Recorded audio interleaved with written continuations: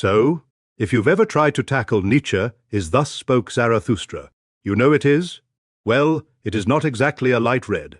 It is poetic, super dense, and right from the get. Go, it hits you with this massive challenge to become something more than what you are. And that brings us to this absolutely explosive idea at the heart of the book. The human is something that must be overcome. Now, hold on. This isn't about becoming some kind of tyrant or dominating others. Not at all. It is about overcoming yourself.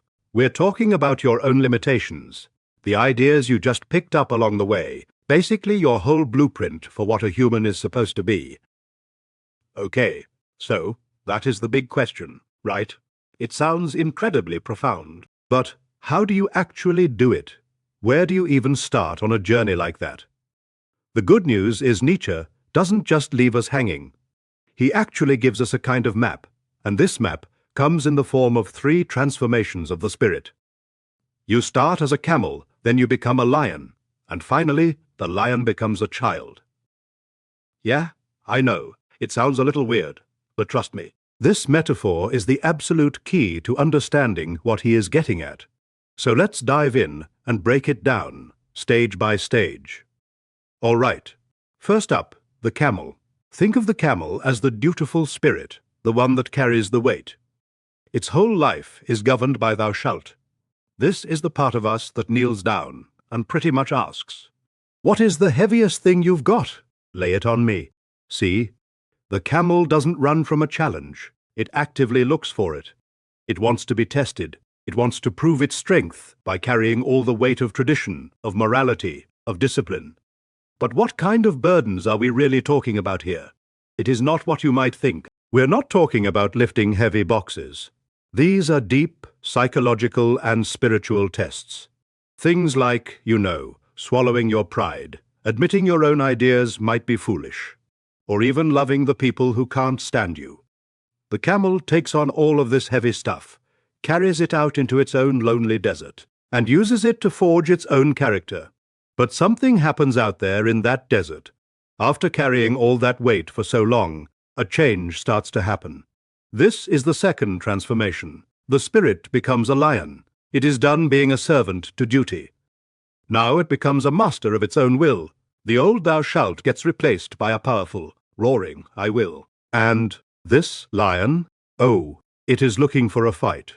It goes searching for the ultimate authority, the source of all those commands it used to follow. And Nietzsche gives this master a name, the Great Dragon. So this is the big showdown. The dragon's actual name is thou shalt. Just think about that. It represents every single rule, every tradition, every should that has ever been passed down. It is the voice of how things are supposed to be. And standing against that massive ancient power, the lion has just one simple, powerful reply. I will. The dragon's whole power trip is based on this one idea, that everything important, everything of value, has already been created. Its scales are literally shining with the values of 1,000 generations, and its message is clear. There is no more I will allowed. So you get it right. The lion's purpose is destruction. It roars a sacred neigh at the dragon. It is fighting for the freedom to create something new. But, and this is a huge but, the lion has its limits. It can tear down the old world, clear the way, but it can't actually build anything new in its place. For that, we need one final, crucial transformation, and that brings us to the last stage, the child. This is where everything shifts. The destruction of the lion finally gives way to pure creation. The lion's sacred neigh transforms into the child's sacred yea. But, wait a minute. Why on earth does this powerful predatory lion, this king of the desert, need to become a child? It seems like a step backward, doesn't it? Well, the answer is that the child has something the lion just doesn't. It has innocence. It can forget. It is not still weighed down by the memory of the dragon it just defeated. A child is a true new beginning. It is like a wheel that starts rolling all on its own, not just because it was pushed or because it is rolling away from something. It is a spirit of pure joyful, yes. And that right there is what makes creation possible. That sacred yea, The spirit isn't fighting against anything anymore. It is just creating. It is joyfully doing what it wants to do, building its own world with its own values, all from a place of genuine freedom.